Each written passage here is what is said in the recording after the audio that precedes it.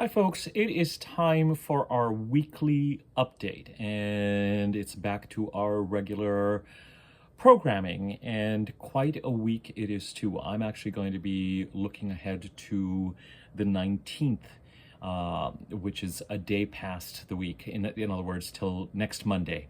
I'm doing this video on the 12th, because on the 19th we have the Aquarius full moon, which squares Uranus, but heading up to the full moon, and indeed on the day of the full moon, we've also got a square between. We've got Mars and Jupiter in Gemini, Saturn in Pisces, and Venus in Virgo, and Venus and Saturn opposing each other, and Mars and Jupiter conjuncting, squaring both those planets. So we've got a week with developing squares that become exact as we head to the full moon on the 19th. And some of these energies we've been feeling since the middle of last week. But you know, we've had a few weeks where we've just had one aspect or something, you know, relatively benign. Although I did mention in last week's weekly update that even though we just had one aspect last week, it wasn't really a benign week if we understood what was in the works and what was going on, etc. Thank you to everyone who has responded to the $50 30-minute readings that I'm running currently that are topic-based. The last video I did talks about that. So if something like that piques your interest, please take a look at that. There are more details there. A couple of other points I wanted to raise related to the astrology of the time that tie into previous videos. First and foremost, I have found, particularly for Scorpio rising folks, but you know, it may or may not be consistent. It's interesting because we had the new moon in Leo on August the 4th, and we had Venus conjuncting a retrograde Mercury on August the 7th. Venus entered Virgo on August the 4th, and Mercury went retrograde in Virgo on August the 4th, and on August the 7th, they both conjuncted. And of course, on August the 8th, we had the so-called Lionsgate portal, which, as I've mentioned to you before, I have a question mark around. I don't know how much. I need more data and more information consistently year after year before I start to make a bigger deal of it. I'm sort of taking it under advisement and with a grain of salt, because it sort of, yeah, anyway, I'm not gonna, but a few of you did mention to me in your comments about what has occurred for you around August the 8th a few times. So I do appreciate that kind of data and that kind of input. I noticed, you know, at a time when, as I've said to you, unless you have Mercury retrograde in your birth chart, if you have Mercury direct in your birth chart, whatever it is that the Leo new moon is likely going to bring to you, or it's trying to bring to you, and a new moon typically brings something related to the house it is occurring in. So the house occupied by the sign of Leo in your chart. I said matters relating to that and relating to the fact that Venus is going to be transiting Virgo during the month of August and therefore be trying to create some openings and some gifts there. Really, it's likely that you're going to see greater traction on these events after Mercury goes direct on August the 20th as we head into September and October. And particularly if you commit to something in August, just know that it might change by the time you get to September. What I did notice, interestingly, was I got a few examples of visibility. There were a few announcements that came up for certain people, or there were a few, you know, and it intrigued me. Now, some folks I know, but some folks I don't really know that chart. So there's no way for me. The consistency seemed to be Scorpio rising, which places Leo in the 10th house of career and a certain amount of public notice and attention, and also Mercury retrograde in their birth chart. So I was just like, okay, well, I always find for Mercury retrograde people, Mercury retrograde periods can be decisive. That was an interesting data point, you know, at a time when I was thinking things would come up, but would largely not be able to gain further traction till September, October, or, you know, and for the movement, it intrigued and surprised me that there were examples of visibility or conclusions or announcements that came up. And I thought, and they seem to be consistent with the idea of a new moon occurring, but especially a Mercury retrograde and Venus conjunction in those particular charts. So I thought that was fascinating, and I wanted to share it. The second thing, and this really kicks off this weekly overview, is that when Mercury is going retrograde and when Mercury is going direct, Mercury is stationary from the way we see it in the skies, because it's going direct, and then before it goes retrograde, it stops and then starts to go retrograde. And then when it's going direct, it stops and then it goes direct. Now, it's never really stopping. It's an optical illusion based on the way both planets are orbiting around the sun. When Mercury is stationary, August 4th, August 28th, and the days around that, the couple of days before that, the couple of days after that, it can feel like all communication or a significant amount of communication can come to a halt, can just stop. It's like we enter the doldrums. It's like a kind of silence. Once Mercury starts to go retrograde after August the 4th, it does start to pick up speed. So it's possible that as you headed into this past weekend, let's say August 9th, 10th, 11th, and even till, let's just say till about August 25th, you might actually find that things start to flow again. Now, it is Mercury retrograde, so Mercury retrograde things, miscommunications, strange communications. If you have Mercury retrograde in your birth chart, feel free to experiment with feeling decisive and making decisions and getting clarity and sorting the wheat from the chaff. If you have Mercury direct in your birth chart, I would say be careful and wary of committing to things. Sometimes we have no choice but to commit to something because it feels like the right thing to do. But the details around that, as I said, may change as you head into September, October, and things may gain more traction as you, certainly anything related to the Leo part of your chart, likely, if you have Mercury direct in your birth chart, is going to get more traction as you head into September and October. Now, with all of that said,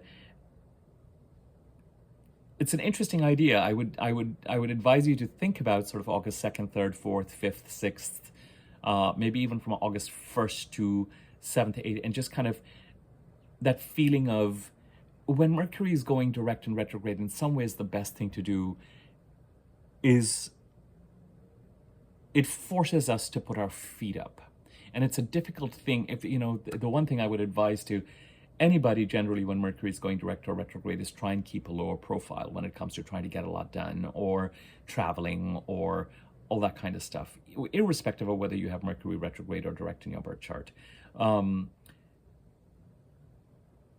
And so much in our lives now occurs through communication that the idea of giving yourself a communication break or giving a break in general just seems foolish. Like no one ever really gets a break now. You have to really fast, especially when it comes to information and data and what you get on your phones and your laptops and your computers.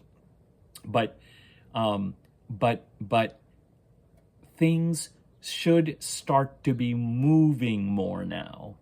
And while the larger purpose of Mercury retrograde always is for people who have Mercury direct in their birth chart to reveal something, to clarify something where there has been an element of fantasy.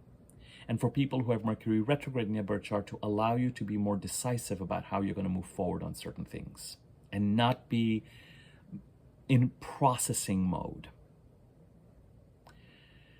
That larger purpose remains. And not only does it remain, it becomes more intense during this week and as we head to the full moon on the 19th. And I'll expand on that in a second.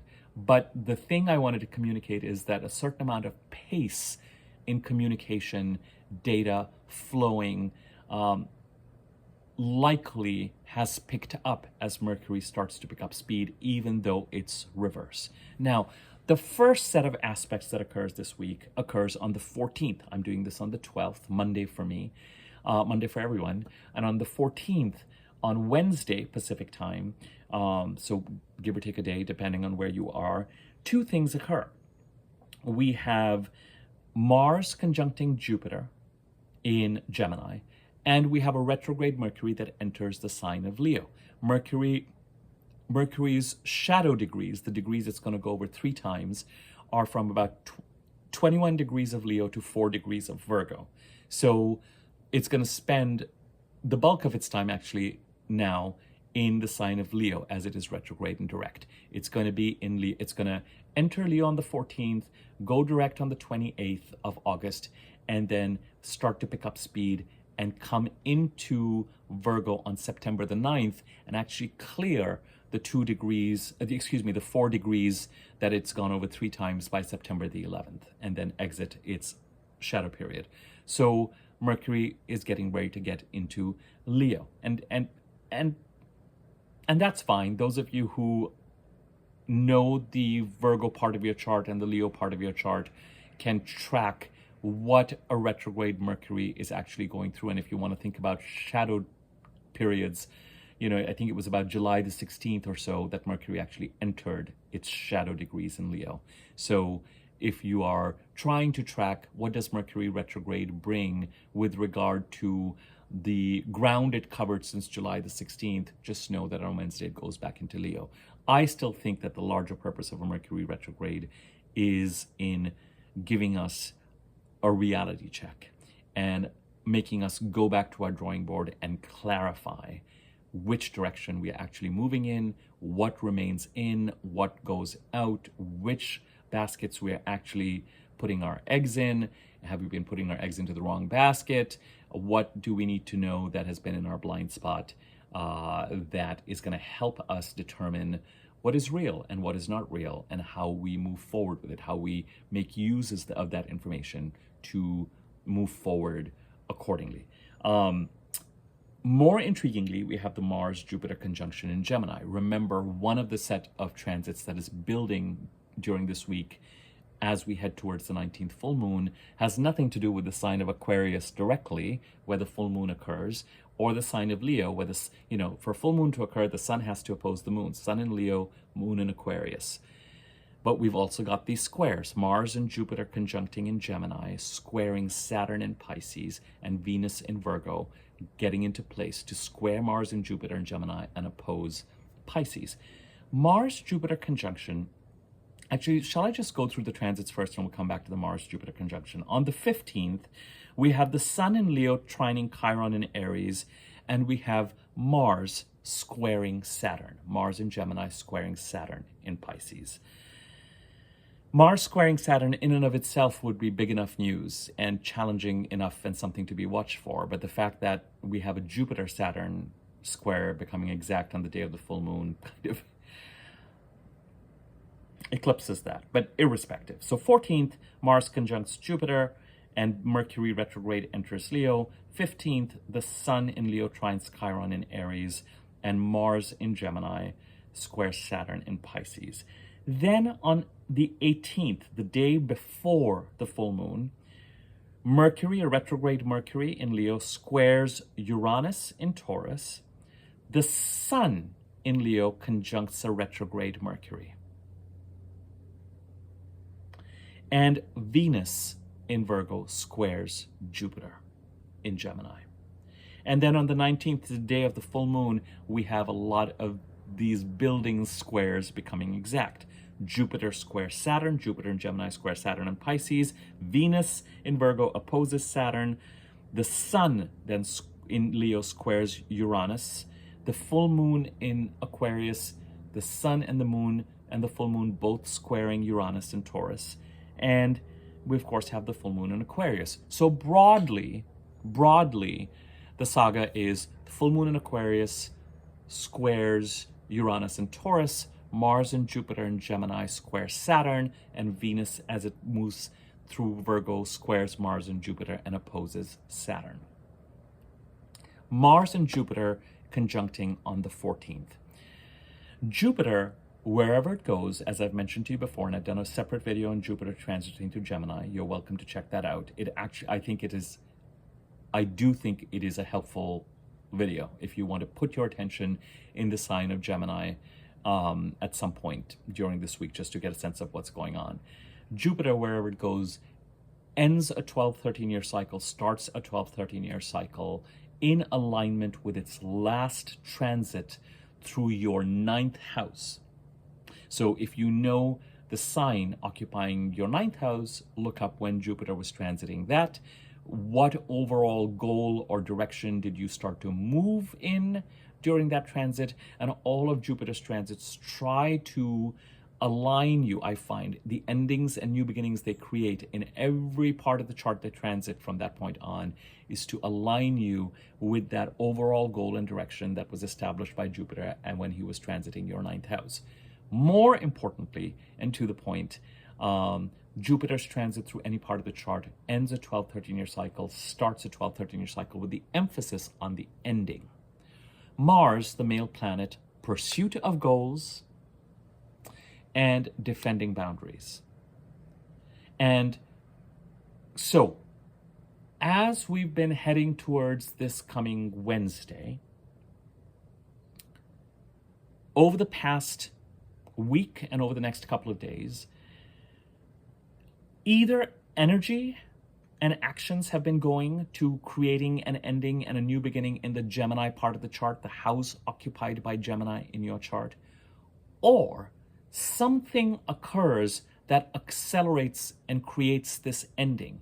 And that something can often be with Mars in the form of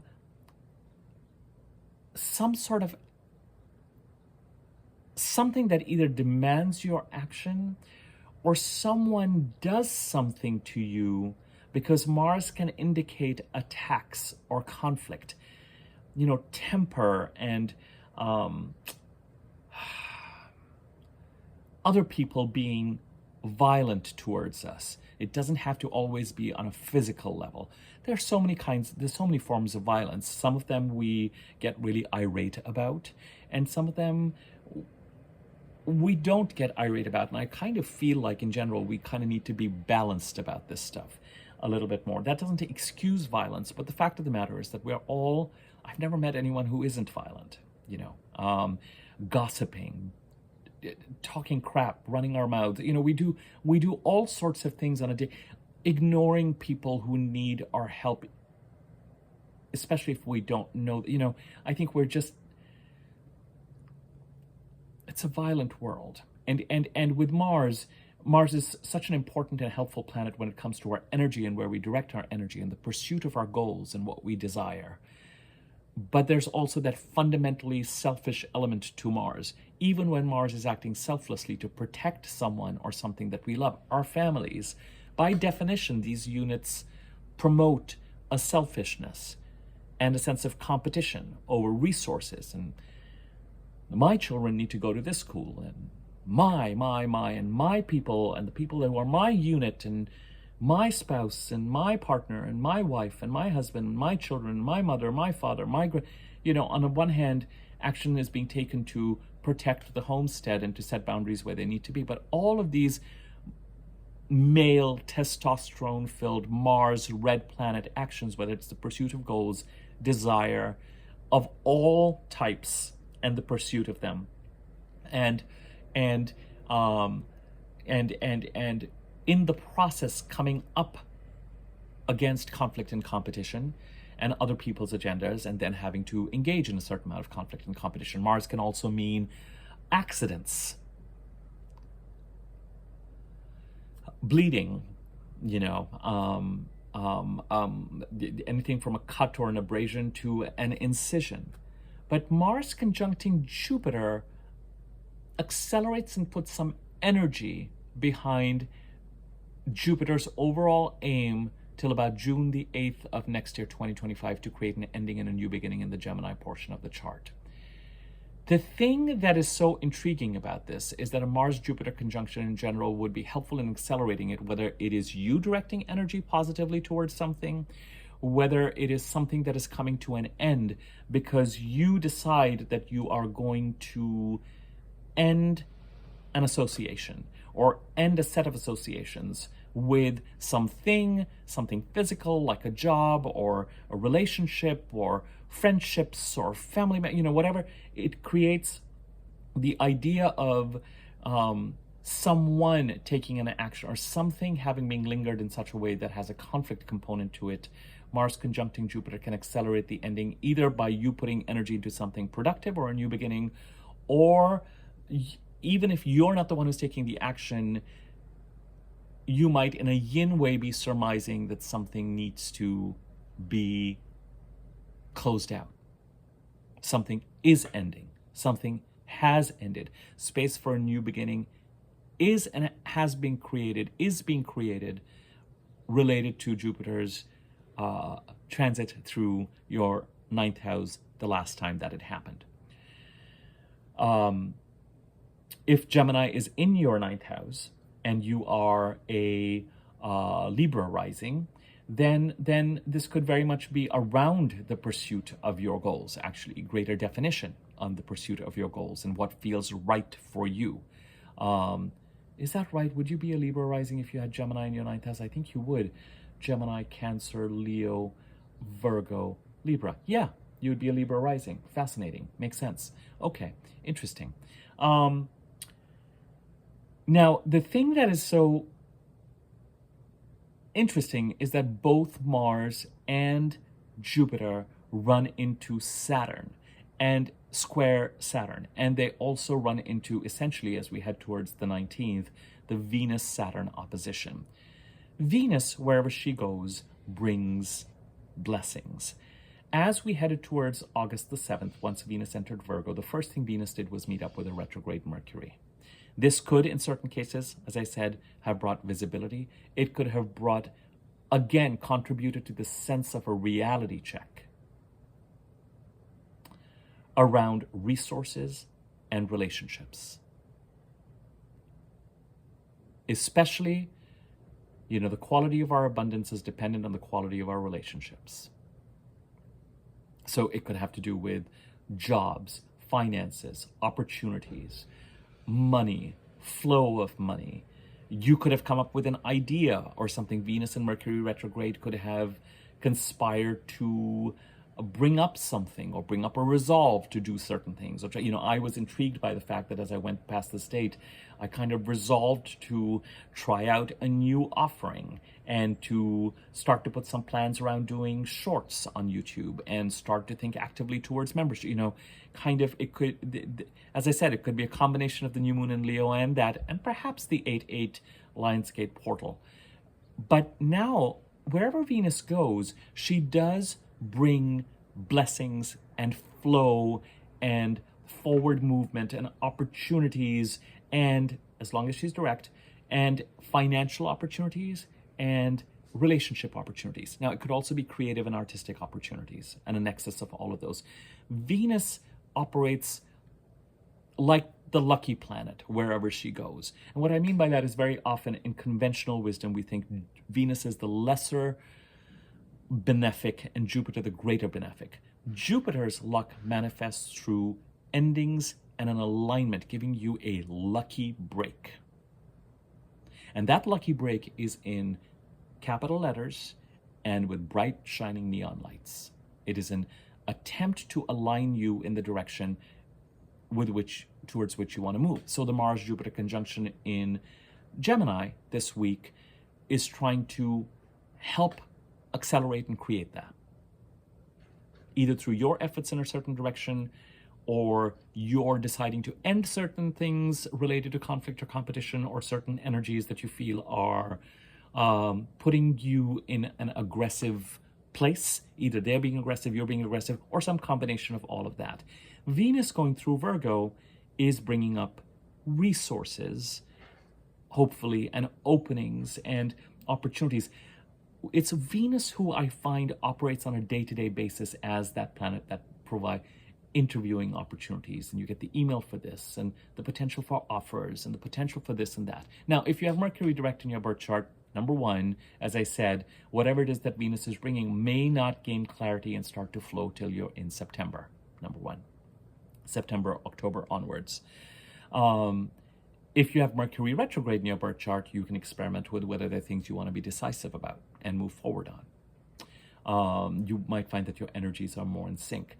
But even Venus through Virgo, while she does make that exciting exciting trine to Uranus at the end of August, just a day before she opposes Neptune, the opposition to Saturn suggests that Saturn is basically, and as I said to you last week, Saturn is the important planet in our charts right now because he is asserting, he's also the ruler of the Aquarius full moon, one of the two rulers of the Aquarius full moon. The other ruler of the Aquarius full moon is Uranus, and the moon is squaring Uranus. So both the rulers of this full moon in Uranus are very actively involved with this particular full moon. So Saturn, who has been trying to stabilize the Pisces part of our charts, and the Pisces part of the chart either has been demanding that we structure creative and spiritual goals or manage and stabilize crises that have been going on since 2012 and peaked in 2015, but especially 16, 17. And Saturn's like, enough is enough. Here's the reality check. Here's the lessons you need to learn. Here's how you need to act responsibly, or I'm going to deliver those lessons to you quickly. Here are the nose to the grindstone opportunities I'm going to provide to you so that you can avail of them to stabilize this part of the chart, the Pisces part of the chart, by January, February 2026. On the shorter term, whatever it is that Venus is bringing is going to be asked to support Saturn in Pisces. So if Saturn is trying to stabilize a certain part of the chart, Venus going through Virgo and bringing financial opportunities, relationship opportunities, is going to run into two things. One, Saturn saying, you can explore whatever you want, but it's not going to work until you focus also and especially on stabilizing the Pisces part of your chart. The way forward and to avail of future opportunities and growth and what you desire and the direction you want to move in, symbolized by the Aries North Node eclipses currently, and the and Uranus's transit through Taurus, and the endings and new beginnings promised by Jupiter in Gemini. That is the direction of the growth and where the adventure is and where it is that you're meant to go. But Saturn is basically saying, if you do not address and have a plan and start to put some plans around how you're going to address the mess or the lack of structure in the Pisces part of the chart, it will spill over and sabotage. You can't do it until you put some energy around respecting that there are things that need to be addressed in the Pisces part of the chart, the house occupied by Pisces in your chart. Whatever resources Venus is bringing in right now, indeed, in our transit through Virgo, are going to be asked to serve this need to structure and deal with responsibly the Pisces part of the chart. And whatever new beginnings Mars and Jupiter are creating and working to create in the Gemini part of the chart, those new beginnings are also needed in order to serve Saturn in Gemini.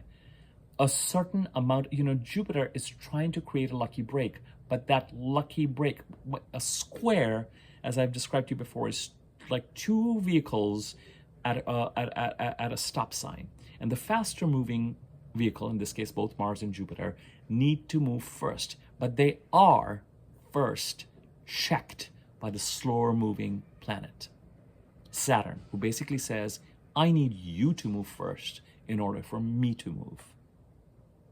With the opposition, the faster moving planet has to serve. It's a tug of war, but the planets can also work in concord with each other. So the faster moving planet has got to serve the slower moving planet, the more powerful planet. I don't like to use that word because powerful planets for some people are, based on the signs that a planet is transiting in, and whether it rules that sign, or whether it's debilitated in that sign or exalted in that sign, and all that kind of stuff. It's not really germane or relevant to this discussion. The fastest moving planet on all of these is Venus. So somewhere taking advantage of whatever Venus has to offer in the Virgo part of the chart, and to grow it and to build it and to nurture it. With Venus, protect, nurture. It's a gift from, and with Venus, the iconography and indeed what she stands for, I can certainly talk to it based on sort of my background and my Hindu faith. The goddesses Lakshmi and Saraswati, and those are all embodiments of Venusian principles: money, the arts, natural flow. When the Tao Te Ching says, recognize the masculine, but lean to the feminine. Let things unfold. Observe how the fundamental life force is so strong that it will grow through crevices in walls, and the trees grow, and the grass grows, and the clouds move, and these immense things happen in sort of Venusian flow. And indeed, I think we flow more effectively. It's not that, Venus can be associated with passivity. At the end of the day, whatever Venus brings you is going to be dependent on actions that you are taking. But focus on relationships, focusing on what we value, what we have that we think is of value, and offering it to the world. And charging from it, making a living, letting that provide our resources. Now, therefore, Mercury and Mars and all these planets are kind of serving Venus in that regard. Mars, certainly, with the male principle and the female principle. What is of value? And how do you hunt and gather for it? And how do you protect it? So whatever Venus is bringing needs to serve both the endings and new beginnings that Jupiter's trying to create in the Gemini part of the chart, and the structure that is being demanded by Saturn in the Pisces part of the chart. And the Mars-Jupiter conjunction is accelerating that ending, either through you taking action or dealing with some sort of confrontation, either overtly or just kind of deciding to end certain things and let certain things go in the Gemini part of your chart. That is that particular set of squares. The full moon in Aquarius itself, where the sun and the moon square Uranus, something heads to this full moon that demands that action be taken, related to the internal assessment that the sun does wherever he goes in the sign of Leo, and the emotional, intuitive flare-up that occurs at the time of a full moon in the opposite sign of Aquarius. And whatever that brings up needs to serve moving in the direction that is specific to you in the Taurus part of the chart where Uranus sits. The sun on his way there also trines Chiron in Aries. The Aries, the Taurus, the Gemini part of the chart, where our excitement and future potential and opportunities sit. The Pisces part of the chart, what needs to be stabilized.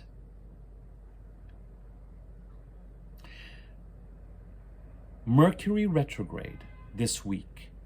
Mercury conjuncts the sun on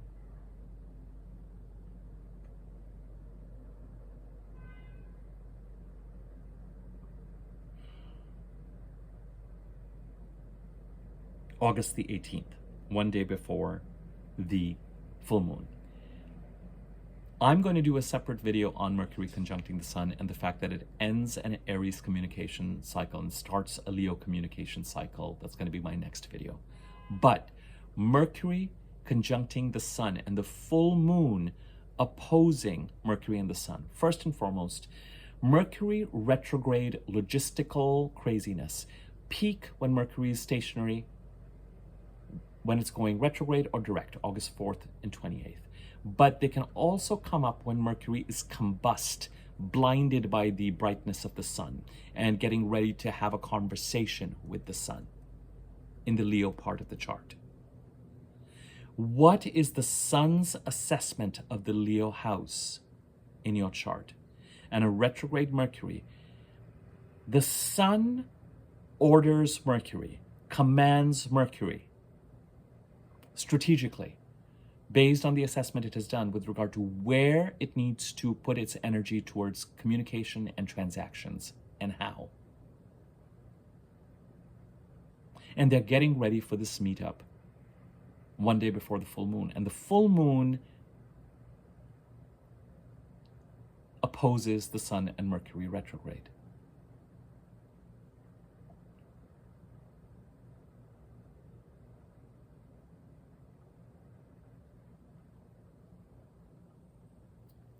And the Sun trines Chiron in Aries, but also both the Sun and a retrograde Mercury square Uranus in Taurus.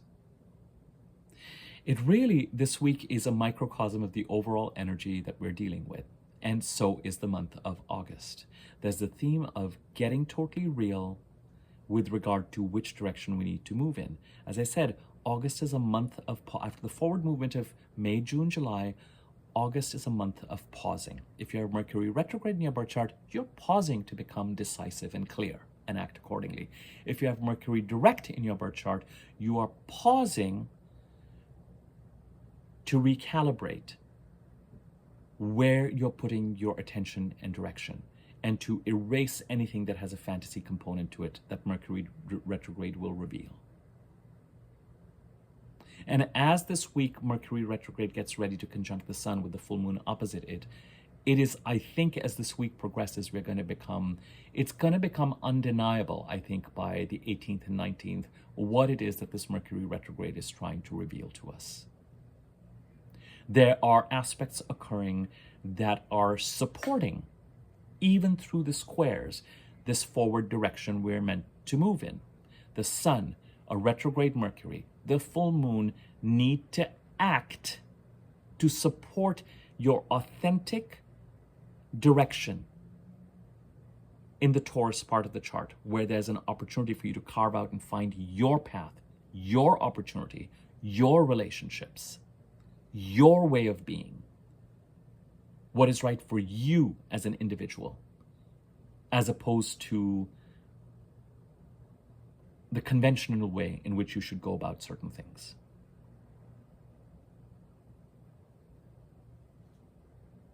The Sun also trines Chiron in Aries, reflecting on how you are becoming whole in the way that you operate in the Aries part of the chart. Remember that since April of last year to the end of the first week of June of next year, April 2023, end of the first week of June of 2025, is the Aries part of the chart that is the biggest indicator of what you're meant to move towards, and what you're meant to heal, and how you're meant to become whole as you move forward and make decisions with regard to how you're going to move in the direction you're going to move in. Great. So there is energy and action towards the forward movement arena.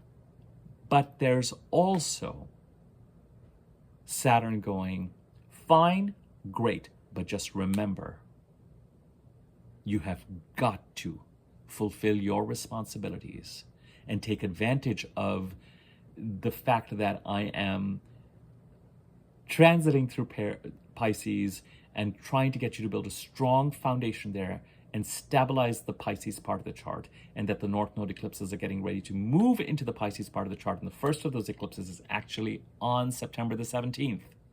And we're feeling that as well. And both the expansive and exciting parts of the chart and the part of the chart that, if it is not attended to, can spill over in Saturn, both are making their presence felt. There are Mercury retrograde periods where I advise minimal action and maximum observation. April of 2024 was like that. August of 2024 has a balance.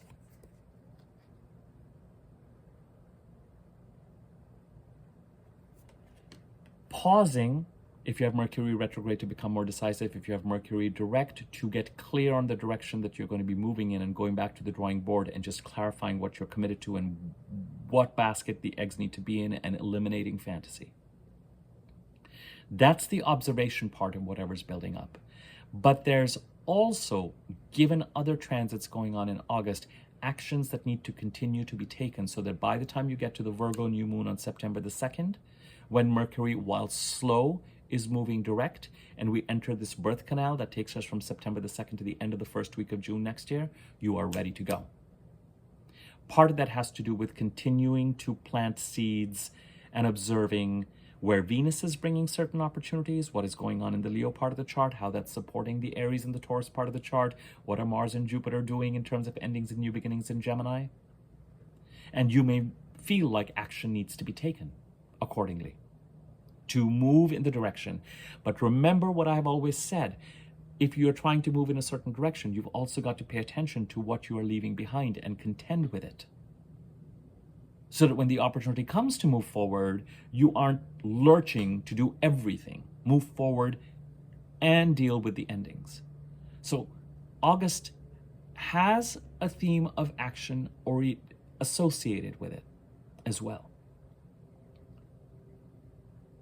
I would just say that if you have Mercury direct in your birth chart, it is not a time to make commitments. And if you have to make a commitment, to be aware that once Mercury goes direct, details around it may change. That does not have to be a catastrophic thing, by the way. It just means that if there's something that you feel like, oh, I like to do this or be involved, or yeah, I'm going to say yes to this, and try and make sure that all the details are in place. It may just mean that if someone or you are thinking, well, this is going to roll out like this, so this is what it's going to take, when Mercury goes direct, things may change or be different. If you're signing anything, make sure all the details are accurately represented in whatever you're signing. The pace will increase, the intensity will increase, the action will increase. It does not have to be unexciting. And talking about action and inaction, when you have squares and oppositions occurring with this kind of frequency, it is meant to be an action-oriented week. Venus, Mars, Mercury, all these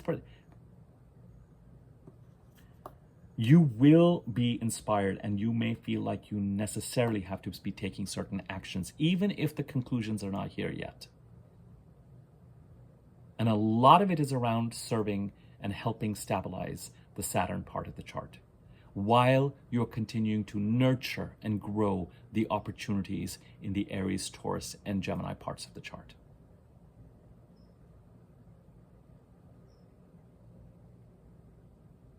Even if we just had one aspect last week, Mercury retrograde conjuncting Venus, I can't believe that last week and heading into this week have been easy weeks. They're demanding focus, energy. It's hands on the steering wheel, all hands on deck. What do you need to observe? Where do you need to be decisive if you have Mercury retrograde in your birth chart especially? What actions need to be taken to continue to nurture where you want to move forward and prepare what you may need to, if you have to move in a certain direction, what you need to leave behind, what state that needs to be left in?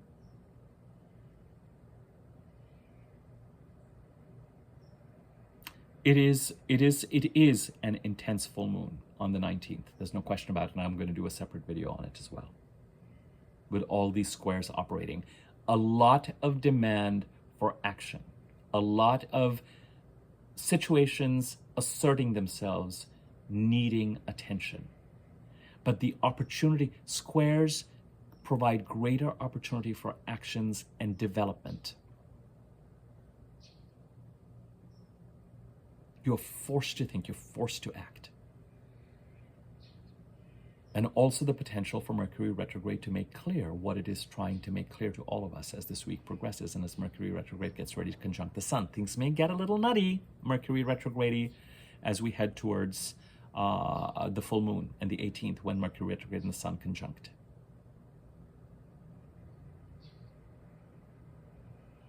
but I'm going to do a separate video on what that means with regard to the Mercury communication cycles. Okay, I'm gonna wrap this up. That's the weekly overview. Get excited, get ready to focus and act and sort things out and solve things and manage things as you need to. Whether you're managing crises or answering to opportunities. If you are interested in availing of the 30-minute single topic $50 readings I'm offering, take a look at the video I did before this one. I'll put a link to it at the end of this one. Naturally, my normal readings are there too. If you're interested in me looking at your birth chart, my email address is in the description box below. You can use that to contact me.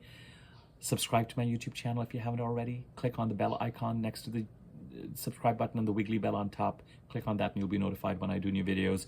You can contribute to the channel by using the thanks button. Comment, like the video if you feel inclined to. It gives the video greater circulation. Share the video and information with anyone who might find it useful. I'm going to leave it at this, my dears, and I will be back in touch with talking about the Mercury communication cycle in Aries that ends and then begins the Leo one on Sunday, the 18th. Thanks. Take care.